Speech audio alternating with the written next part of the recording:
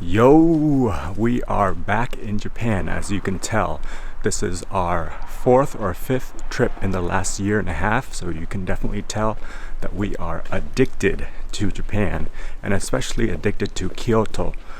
This trip we're spending 7 days, and most of it we're going to be in Kyoto. We're also making a short trip to Nara, Uji, and also Kobe. So stay tuned for a lot of good food, beautiful weather. We're lucking out this early June with a lot of sunny and warm weather. It's not too hot, not too cold. So stay tuned. We're excited, and hopefully it's going to be a good trip. Right now we are jet lagged. It's 4 a.m. in the morning, and we're going to be headed to the grocery store to do a little bit of shopping for water and some fruits for fiber. Our favorite things to buy at the grocery stores in Japan are always fiber foods like salads and fruit, and also a lot of pudding. June is hydrangea season in Japan, and so as we're walking back from the grocery store, we saw this little bush of hydrangeas and got excited. After some short grocery shopping, we strolled around to our breakfast place, which is the Machika Doya Karasume Gojo. It's a nice breakfast place with a self-serve ordering machine and also a self-serve water and tea machines. And we got the breakfast sets, 2 breakfast sets. One with a tonkatsu, which is a pork cutlet. The other one was a mackerel fish with a miso soup and an omelet. So the whole meal only cost us about $12 total, which is $6 per person. And in typical Kyoto fashion, the meal was fantastic. All the food was prepared essentially perfectly, and we can't really complain about it, especially for the price. Today is our day to head to Uji and then to Nara. So we're going to be going to the train station in Kyoto now to head to Uji. Today is a beautiful day in Uji, which is a stark difference compared to last time we were here when it was rainy and cloudy. So today we're going to be walking towards the Hydrangea Temple, which opens at 8:30 in the morning. We're here at around 7:30 in the morning, so we're going to be walking around near the river until then. The water in the river today seems a lot higher and a lot more dramatic than it did when we last were here. Once again, this is June, so this is what you can see in Uji in June. We're really having an amazing time walking by the river in Uji right now.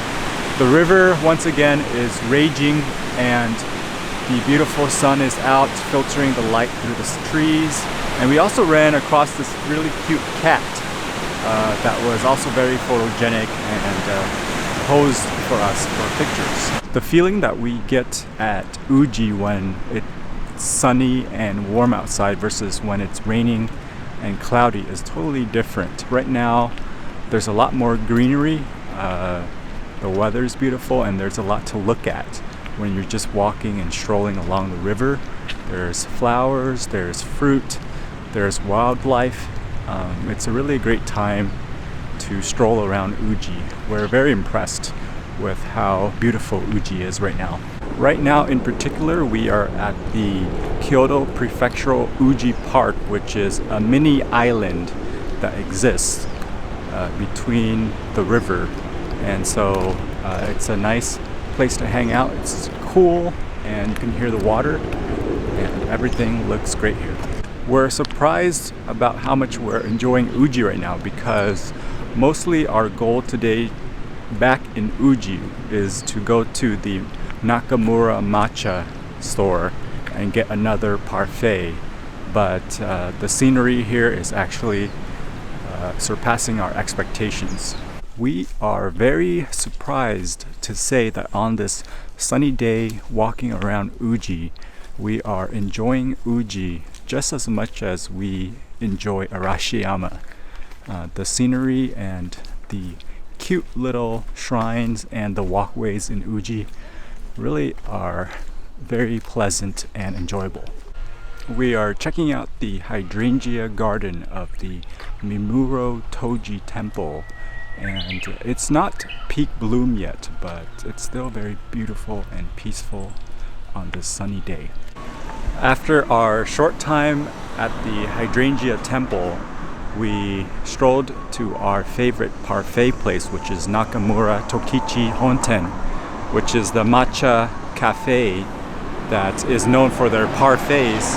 We got their seasonal parfait in the bamboo shoot. Also, we got their seasonal summer kakigori, which is the shaved ice.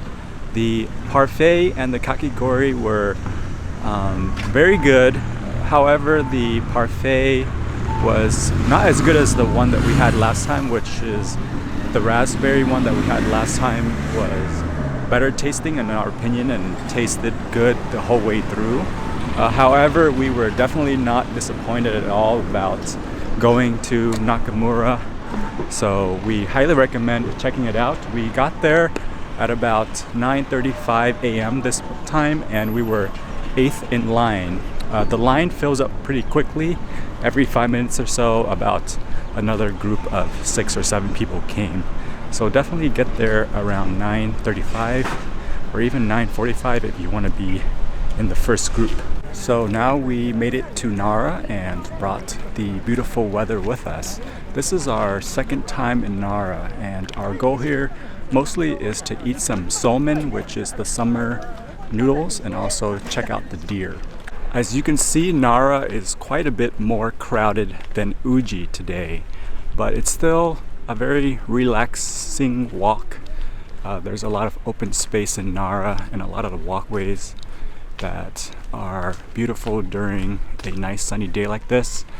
The whole Nara, Uji, and Kyoto area is a great place to visit if you like relaxation, nature, and more traditional type experiences.